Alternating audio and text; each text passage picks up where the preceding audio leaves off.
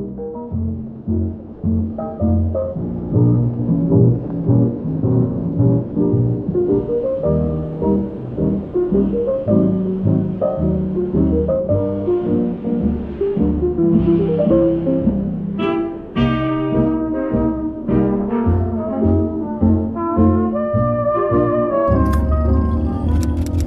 good morning everyone.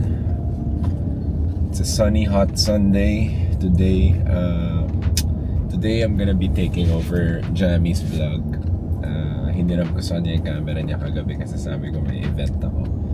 Pero ang gagawin natin for today is kidnapin ko siya at magde-date kami. Titignan natin kung matutuwa siya sa prepare ko for her.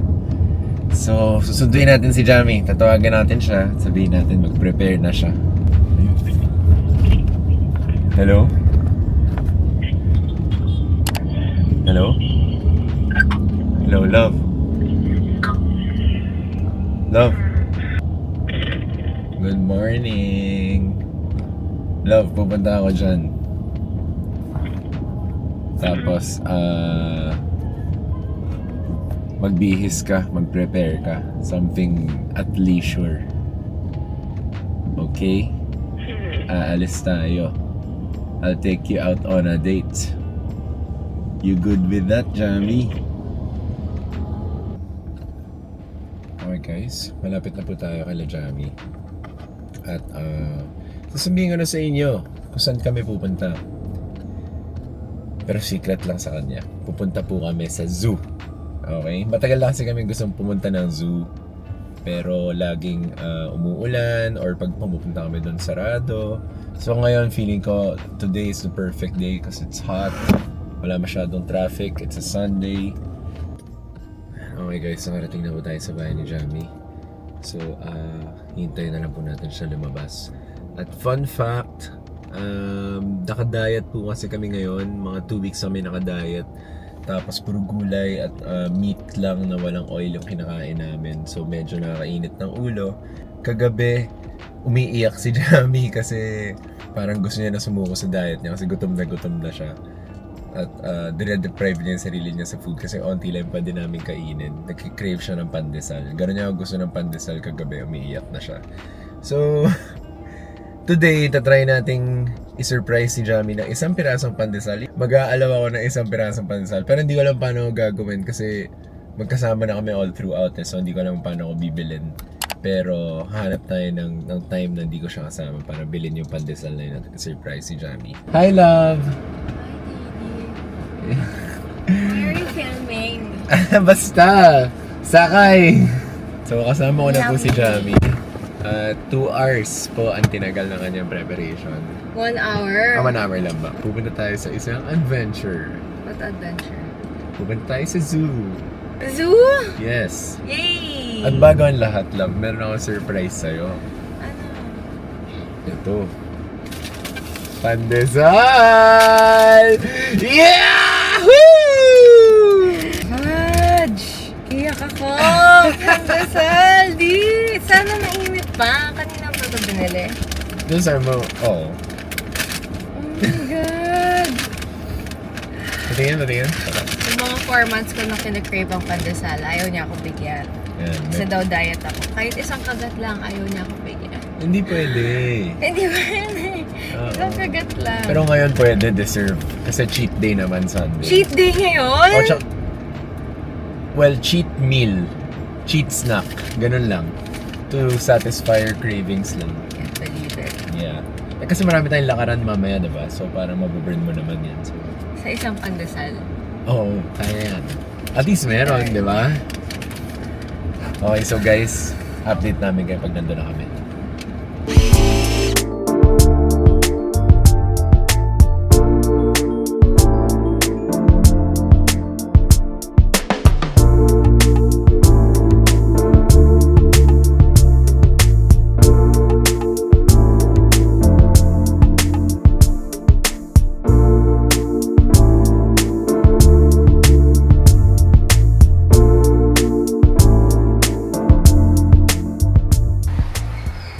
Tilapia. Hindi tilapia yan. Ano ba yan? Parang wala kasing Galunggong. Hindi din. Catfish. This is Pampano. Pambano. But albino. Oh, love. This is piranha. Tama yung size na yan, pag kinagat ka niyan. Imagine mo. Saan? Ayan. Ito malaki. Ito? Piranha, yeah. Pero alam ko piranha din itong mga ito. Nakakatawa kong maliga. Paki-confirm na lang guys. Tama ako dyan.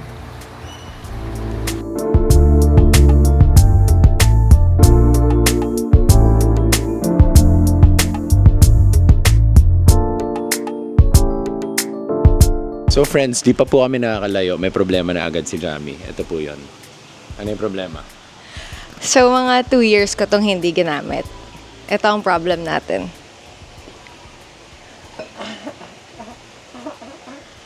So, ang gagawin natin para madali, Ay, ganito lang. Liga, akin. ubuhatin mo ako. Taas mo. Taas pa. Di wag! Bakit? Kasi mas mahirap maglakad pag ganun. Hindi, okay na yan. Ayoko, titiisan ko na lang. Titiisin na lang daw niya. Oh my Sira ang gosh! Ang Pag hinabol ka ng tiger, di ka makakatakbo. Ha?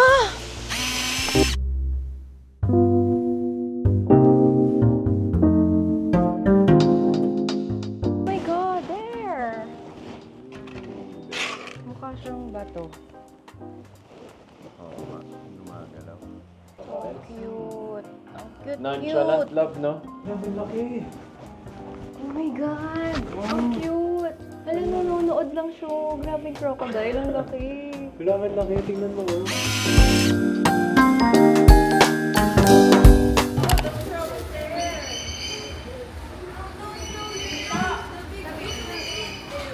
Nasaan yung mouth?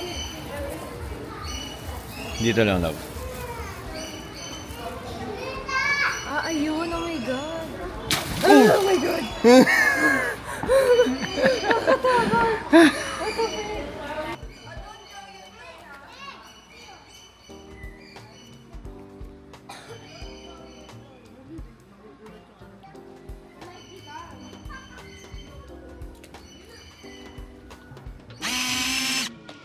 Where?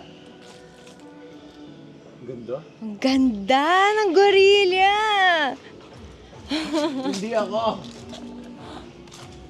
Oh, baby, look. Nakakaawa kasi nasa cage silang lahat. Animals aren't supposed to be inside a cage. Pero at least meron silang mga puno, right? Yeah, tsaka malaki naman yung enclosure. So, Oo. okay lang yan siguro. Pero dapat hindi pa din. Oo.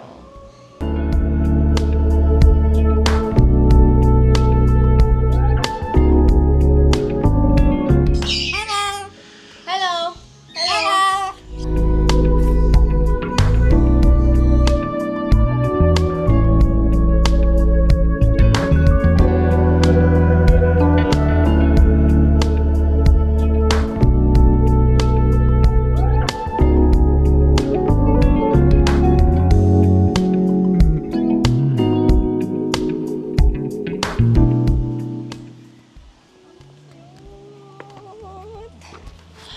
Sobrang cute. Hi, baby. Tapos kinain ako.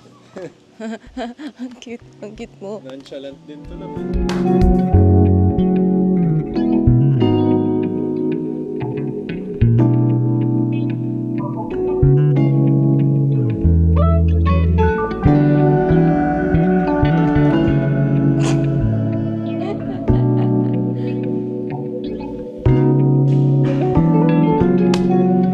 Wale.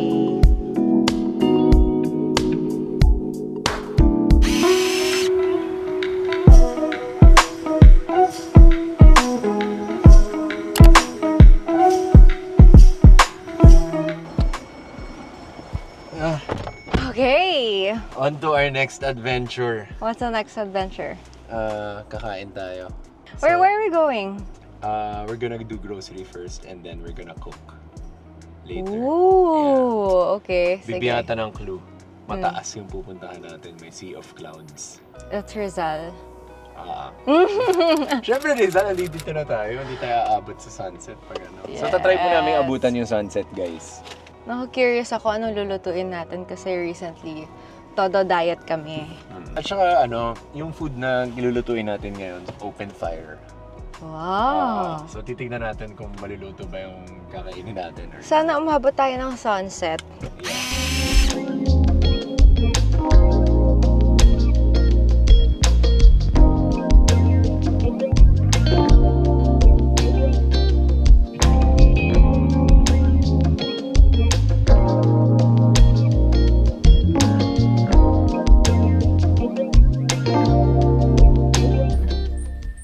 Lamig. Ang saya. Makakapag-work Pero ka ang rito. sakit nung sa paa kasi wala na siyang sole. Look at this. Ang sakit niya. Ba't hindi mo naman sinabi na may hiking tayo ng madaling araw?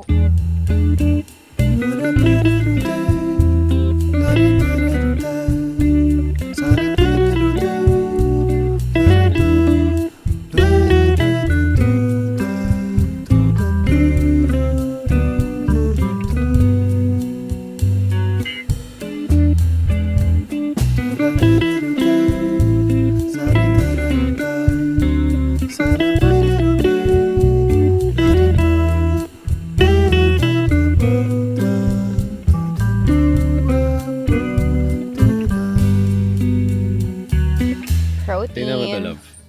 So, bumili ako ng bell pepper. Aha. Tapos, sa sobrang lit ng pagkakahiwa ko, naubos na lahat, na-shoot doon. So, tatlong piraso na lang. Tignan Kaya mo pala lahat. ngonte. Ayun lahat to. Ayun. Ayun.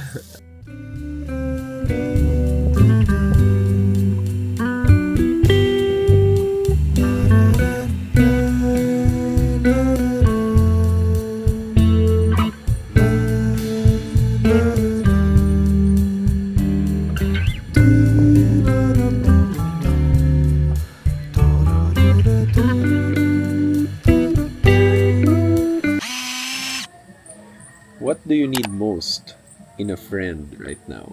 Ito yung topic namin kanina sa car.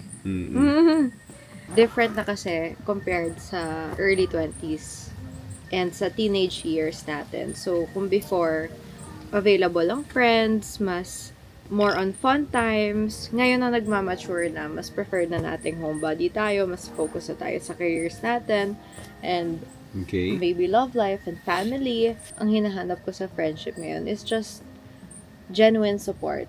That's it. And gusto ko talaga yung nag-grow kami together. Wait, I wanna ask the same question. Oh, bakit? Iba yung... gusto mo same question na low maintenance friendship ang kailangan ko ngayon. Kasi dati nung mga 19, 20, 21, syempre gusto mo lagi mo kasama friends mo, gusto mo lagi kayong pumaparty, nag-hangout, whatever. Ngayon gusto ko sa kaibigan yung parang pag hindi mo nakita, hindi mo nakita ng matagal, tas nagkita ulit kayo, parang close na close pa rin. Ano mo yun? Actually, pag nagbaband kami ng mga high school barkada ko ngayon, para pa rin kaming bata. Sa friends ko ako, feeling ko bata pa din ako. Ganon. Tapos pagkasama kita, bilang instant maturity. Ganyan. So what are you saying? Na, I'm saying na... I'm old? Tignan nyo, guys. Joke lang. Tignan nyo. Anong difference ng ng non-showbiz? Nang ano? Anong difference ng Yan. ng non-showbiz friends mo? Mas myself lang ako pag kasama yung non-showbiz friends ko. Kasi hindi naman biro yung pinagsamahan. Kilala na nila ako 100%. Nakita na nila lahat ng mga secrets ko, ng mga whatever. Alam nila lahat. So, mas malalim yung pinagsamahan. How about you? What's the difference? Mine? Well, mas longer yung pinagsamahan namin ng non-showbiz and mas kilala nila yung bad side ko. They are my core friend group. Tapos, nakita nila yung ups and downs ko, nakita nila Nung ano ka Di pa lang, pala nung to, hinahanap mo pa lang yung identity mo. hinahanap ko pa lang yung identity ko and yung akala ko na that's the right way to do stuff. Honestly, I'm not regretting any of it. Lahat ng ginawa ko before. So, wala akong regrets kasi lahat yun pinagdaanan ko sa life. Kailangan ko siyang pagdaanan para maging ako. Ako now. Right? Yep. And proud ako sa sarili ko ngayon. Nice. Slay. Slay. Ano yan? Hindi Baby ba yan? shark? Pac-Man ba? Paano ba? Slay! Ayan, okay. What is an adventure you want to have before you die? Ano yun? Easy, skydiving. Yun lang. Yun na yun? Tagal ko na kasi, di ba nung nasa Australia tayo, pinigilan niyo ako mag-skydiving. Silang dalawa na ni Mami pumipigil sa akin pag nagta-travel ako. Oh my gosh, they're true guys. Dalawa na sila. Magko-confess ako. Simbahan. Yun yung gagawin ko the whole day. Magko-confess ako. Few hours of quiet time to recollect what I have done para isipin ko lahat tapos isang sabihan lahat. Tapos yun na. What do you think is the best part about our relationship? Everything, baby eh. Promise, pati yung mga away natin for me best part. Kasi natututo eh. Dati kasi sinasabayan ko init ng ulo niya pag hindi ko kinakaya. Ngayon parang napapansin mo yung love, ang kalmado ko na lang. Oo. Diba? Very good, baby. So parang gets ko na alam ko mag-step down ako, magpapapanalunin na kita, ganyan. Pero before, sa other relationships ko, parang iba-block off ko na kagad na parang, hindi niya mag-gets, okay, bye. Ganon. Mm-mm. Pero pag sa'yo, finid ko sa kanya, step by step talaga. And, sobrang patient niyang mag-follow. And parang mag-improve every time. Nung may one time, actually medyo recently, nagkaroon kami ng fight. Si Jamie parang ayaw nang ayusin, ganon. So nagpanik ako kasi akala ko baka makipag-break si Jamie. So parang ginawa ko talaga, ito totoo talaga to Nag-pray talaga ako. Sabi ko, Lord, ano ba dapat kong gawin? Tulungan niyo ako. Tapos, yun, naayos natin ang gabing yun, no? Mga after 1 hour. How has your perspective on the world changed in the last 2 years? Siguro yung perspective ko sa mundo dati is sobrang fast-paced. Sobrang bilis, sobrang routine lahat. Ganon. Pero nung nagka-COVID, parang ang lungkot pala ng mundo pag walang tao talaga. Masarap pala yung ganon, yung routine na yun na natitake for granted paminsan-minsan. Most of the time kasi you can't appreciate the present time. Exactly. Because you're too busy focusing on the future. Until it's gone, Yeah. di ba? Parehas pa din. Nag-change lang siguro yung perspective ko ng onte with handling life. Because before, I was super carefree. Binuksan ko yung mata ko sa mga ganong klaseng bagay. Na bakit may ganon? I wanted to know why. I wanted to know how. Ganon ako before. Well, now, na halos naiintindihan ko, lalo na with acting, it helped me really with psycho-emotional. Yeah. Kay Coach Jay. So, mas nare-realize ko na yung life. Yeah. Sobrang sobrang nagpupursige tayo na gumawa ng mabuti every day. And we are so hard on ourselves every day for the future. Ganon yung nangyayari ngayon. So, parang naiisip ko na parang hindi dapat. We shouldn't be like that. Pwede yung balance, pero you shouldn't be like so hard on yourself every day. What have you learned about relationships from your parents? Well, growing up, mama ko lang talaga yung nagpalaki sa akin. And single mom na niraise na kami magkakapatid. Grabe ang pagmamahal ng isang nanay na hindi mo hahanapin magkaroon pa ng tatay. Yun ang pinakatinuro sa akin nun. A woman's love is like the ocean, siguro ganun.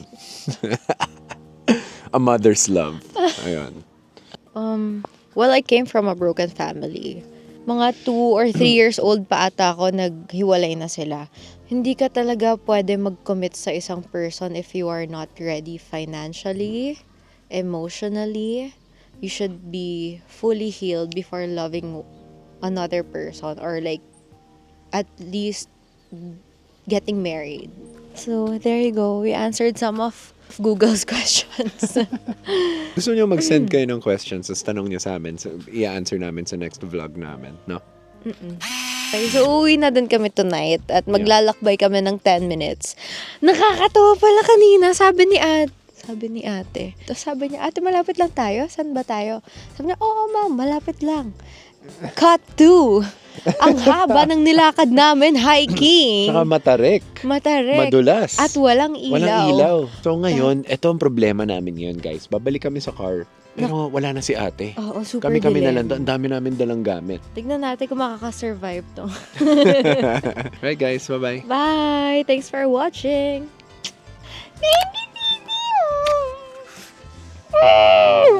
Sana na happy si Jamie. Thank you. Love you. Love you. Okay.